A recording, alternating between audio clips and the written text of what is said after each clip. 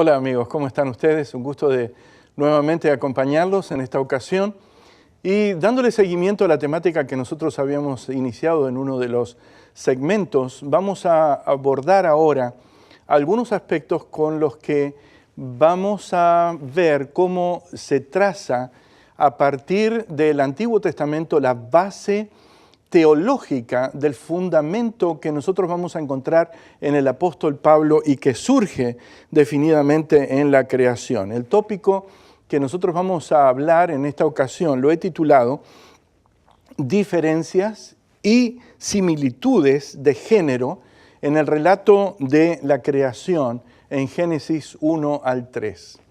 Las veces que he dialogado este aspecto, y lo he hecho en círculos familiares, me he encontrado con que debemos ser cuidadosos con este punto.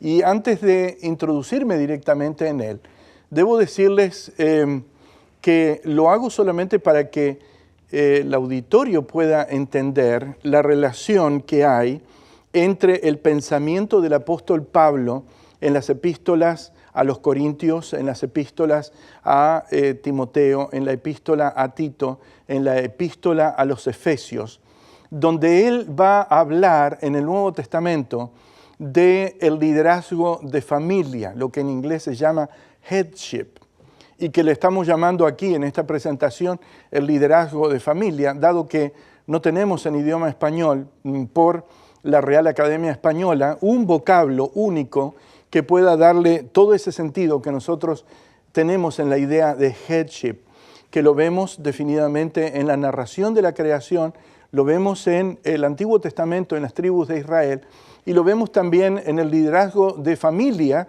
en el Antiguo Testamento y también lo vemos en el Nuevo Testamento. Es decir, la Biblia está en una armónica sintonía en relación con este punto. A su vez, vale la pena que aclare que no tengo problemas con la visión de las damas en el ministerio y en el servicio ministerial de la iglesia en este tiempo. Sin embargo, lo que tengo dificultades en aceptar es el punto de la ordenación, dado que la ordenación femenina no se encuentra ni en el Antiguo Testamento ni tampoco en el Nuevo Testamento. Fuera de eso, este tema puede ayudarnos a arrojar luz sobre este punto. En primer lugar, si usted tiene su Biblia, por favor, vaya a ella, ábrala. No estamos en respuestas bíblicas aquí, si nos está sintonizando, si no le diría, busque un amigo, invítelo, abre su Biblia y estudiemos juntos este punto. Pero si quiere hacerlo así, vamos a hacerlo juntos desde este momento. Vayamos al libro del Génesis. En la narración de Génesis, en el capítulo 1, si usted abre su Biblia en Génesis en el capítulo 1, versículos 26 y 27, y vamos a ser relativamente ágiles en este punto, la Biblia dice lo siguiente: entonces dijo Dios, hagamos al hombre a nuestra imagen, conforme a nuestra semejanza, señoree en los peces del mar, en las aves de los cielos, en las bestias, en toda la tierra, en todo animal que se arrastra sobre la tierra, y creó Dios al hombre a su imagen, a imagen de Dios lo creó, varón y hembra los creó. Muy interesante este texto. En primer lugar, llama la atención muchas cosas. El tema trinitario puede golpear a nuestra mente. 3 veces aparece este aspecto aquí y el plural de divinidad está siguiendo al singular de presentación, porque el texto dice, entonces dijo Dios, hagamos. Es decir, presenta a Dios en singular el autor, Moisés en este caso, y luego sigue por el plural, y luego retoma definidamente en una especie de sándwich lingüístico el singular en el siguiente texto, y creó Dios al hombre a su imagen y semejanza. Es decir, encontramos el plural de la persona de Dios seguido del singular y precedido después del plural con otro singular. Pero el texto básicamente dice algo aquí en relación con la creación del hombre, y ese es nuestro tema. Hombre y mujer, la Biblia dice, fueron creados a imagen de Dios. No hay Ninguna cuestión sobre ese punto, la Biblia es muy clara en Génesis el capítulo 1. En segundo lugar, en Génesis capítulo 1, versículo 28, dice lo siguiente: y los bendijo Dios, y les dijo: fructificad, multiplicaos, llenad la tierra, sojuzgadla, y señoread sobre los peces de la mar, en las aves de los cielos, en todas las bestias que se mueven sobre la tierra. El concepto de Baruch, que es muy importante en la visión hebrea, que de paso era el nombre del escribiente de Jeremías, lo encontramos aquí presente. Lo vamos a ver en el texto del sábado, en el capítulo 2, versículo 3 del libro de Génesis también. El concepto significa la aprobación divina sobre el orden creado. Y en este caso encontramos que el concepto de bendición aparece en relación con la humanidad, tanto con el hombre como la mujer. Es decir, aquí encontramos que el concepto primero de que fueron creados a imagen de Dios, ahora se suma el hecho de que cuando Dios completa la creación, ambos están bajo la aprobación divina. El hombre y la mujer se presentan en el texto del Génesis, en el capítulo 1, como necesarios para la creación y la supervivencia de la humanidad, es decir, para la población del planeta. Vean lo que dice el texto, versículo 28 del capítulo 1. Dice: los bendijo y les dijo: fructificad, multiplicaos, llenad la tierra, sojuzgadla, señoread en los peces del mar, en las aves de los cielos y en todas las bestias que se mueven sobre la tierra. Este texto esconde un aspecto que vale la pena aclarar.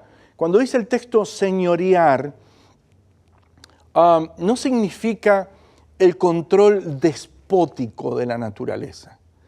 Significa la mayordomía, la administración cuidadosa, prolija y adecuada de todo aquello que ha sido puesto bajo la supervisión del hombre. Y ese aspecto está en la cultura. El hombre es el artífice de la cultura, y la cultura significa cultivar lo que Dios nos ha dado. Ahora nos encontramos que Satanás ha comenzado a dominar en la cultura y trata a través de la cultura de dominarnos a nosotros. Por esa razón, en una visión del conflicto de los siglos, nosotros debemos primar con las bases que vienen de la Escritura, de la voluntad de Dios, que surge claramente en el orden de la creación divina. El otro aspecto que nosotros vamos a resaltar ahora lo encontramos prácticamente hacia el final, y es el orden de la creación. Hay un evidente orden o secuencia creativa dentro del libro del Génesis. Cuando usted va a Génesis 1, dice el texto, versículo 27 y 28, y creó Dios al hombre a su imagen, y vea ahora la secuencia, varón y hembra. Nunca va a decir, y no hay versión que lo señale, porque el original dicta la cátedra de la respuesta que es la traducción. No dice hembra y varón, sino dice varón y hembra los creó. Es decir, Adán, el hombre, es creado primero dentro de la secuencia del orden de la creación. El otro elemento que nosotros encontramos aquí dice que la mujer fue creada para el hombre, no el hombre para la mujer. Y estoy añadiendo elementos de lo que el texto no está. Ahora, quiero decirles, y voy a aclarar este punto, pero primero leamos lo que dice la Biblia. Dice el texto en Génesis 2:18, y dijo Dios: no es bueno que el hombre esté solo, le haré ayuda idónea para él. Cuando nosotros buscamos algo parecido en relación con la creación de Eva, no lo encontramos. Es decir, la dama, la mujer, es creada para el hombre como una ayuda idónea. En inglés dice help meet for him. Y no es al revés. Este es un punto importante que nosotros debemos tener en cuenta, porque cuando se está discutiendo hoy en día el liderazgo de familia, este aspecto surge y se trata de alterar. De hecho, nosotros vivimos una sociedad la cual está alterando este tipo de valores. No solamente este tipo de valores, encontramos que la relación hombre-mujer, mujer-hombre está siendo distorsionada dentro de la sociedad que nosotros vemos, y ya definitivamente la señora Lira Scarone se estuvo refiriendo a esta alteración y la consecuencia que está teniendo dentro de la sociedad, y este es un cambio que viene de la cultura sobre el orden de la creación establecida por el Señor. Lo otro que nosotros encontramos aquí es que el hombre es fuente de la creación de la mujer. Y vean lo que dice el texto, Génesis 2, 21 y 22. Entonces, dice el texto, Jehová Dios hizo caer sueño profundo sobre Adán, y mientras éste dormía, tomó una de sus costillas, cerró la carne en su lugar, y de la costilla que Jehová Dios tomó del hombre, hizo una mujer y la trajo al hombre. Es decir, esto está indicando que el hombre es elemento de causalidad. Es decir, obviamente el creador es el Señor, no estoy diciendo eso, pero el hombre es valor instrumental en la creación de la mujer, de la misma manera como el polvo de la tierra es valor instrumental en la creación del hombre.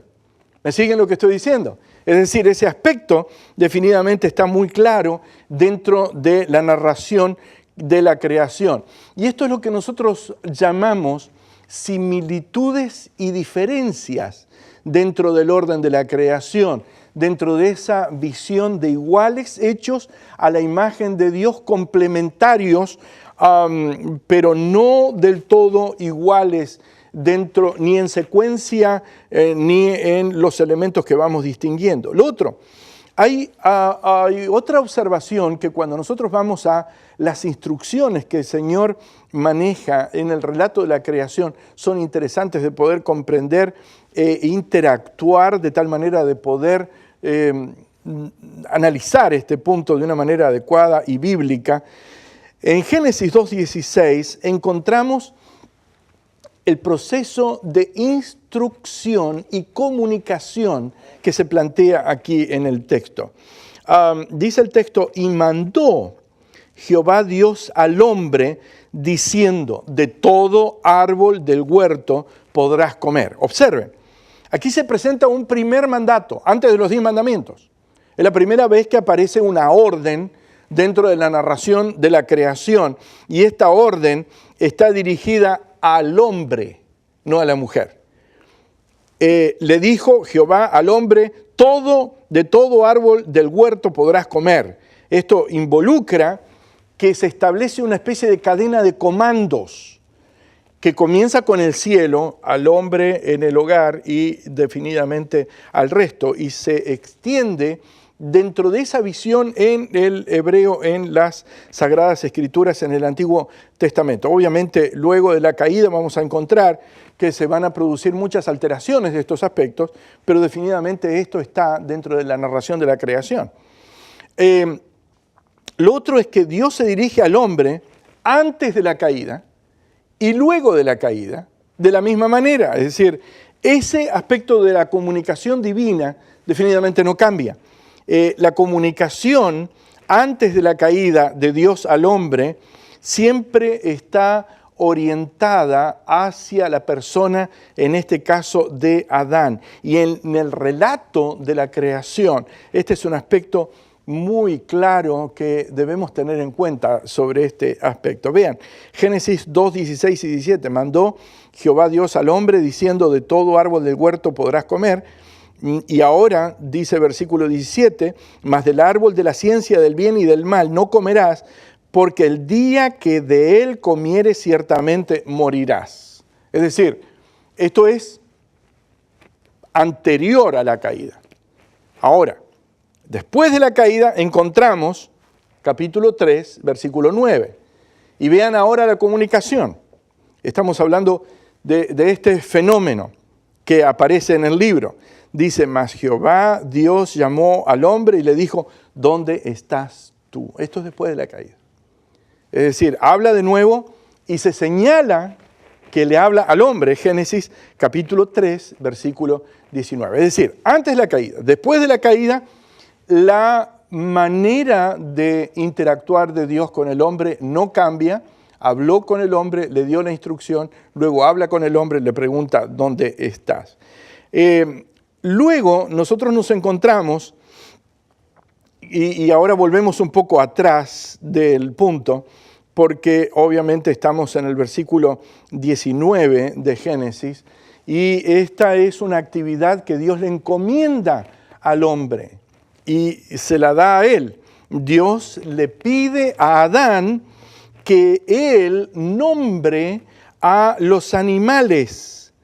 Y en cierto sentido, el nombre significa la definición del carácter de esos animales de acuerdo con la voluntad de Dios. Este es un aspecto muy importante, es una delegación que el Señor le da al hombre. En Génesis 2:19 dice, Jehová Dios formó pues de la tierra toda bestia del campo, toda ave de los cielos, las trajo a Adán para que viese cómo las había de llamar, y todo lo que Adán llamó a los animales vivientes, ese es su nombre. Y el versículo 20 ha de decir inmediatamente, y puso Adán nombre a toda bestia y ave de los cielos, y a todo ganado del campo, mas para Adán no se halló allí ayuda idónea para él. Este es el versículo 20. El otro aspecto, Adán es hecho responsable de lo que pasa. Es también de nombrar no solamente a este aspecto de la naturaleza, sino de nombrar a Eva. Vean ustedes el versículo 23. Dijo entonces Adán, esto es ahora hueso de mis huesos, carne de mi carne, esta será llamada varona, dice la versión 1960 que estoy leyendo y utilizando aquí, porque del varón fue tomada. Vean ustedes, este es otro aspecto que nosotros encontramos, y son varios los que hemos ido señalando en este tiempo. Vemos también que la mujer es dependiente del hombre. Dice, estaban desnudos Adán y su mujer y no se avergonzaban. También la conversación de la primera mujer que se narra es con la serpiente en Génesis 3:2, y lo vemos luego de que Dios hace responsable al hombre en la caída. Ven ustedes en Génesis capítulo 3, versículo 11, y Dios le dijo, ¿quién te enseñó que estabas desnudo? ¿Has comido del árbol del que yo te mandé que no comieses? Es decir, se dirige directamente el Señor al hombre. Y obviamente todos los que pecaron son objeto de castigo, y eso lo encontramos en la narración en el capítulo 3, el versículo 14, 15, 16 y 17, que les recomiendo que ustedes lo vean. El hombre y la mujer finalmente asumen el castigo sin rechazo, lo vemos en los versículos 22, 23 y 24, y básicamente lo que le quiero señalar a la audiencia sobre este punto es lo siguiente. Aquí, en estos prácticamente 16 puntos que hemos señalado, vemos el orden de lo cual luego el apóstol Pablo, en la epístola a los Efesios, en el capítulo 5, versículo 16, se basa para decir, porque el marido es cabeza de la mujer, así como Cristo es cabeza de la iglesia, la cual es su cuerpo y Él es su Salvador. Pero de hecho, el liderazgo de familia está en la visión bíblica que nosotros hemos visto en las manos del hombre, y esa visión la vemos a lo largo del Antiguo Testamento, se extiende hasta el Nuevo Testamento, hasta nuestros días, y debemos respetarlo por palabra de Dios.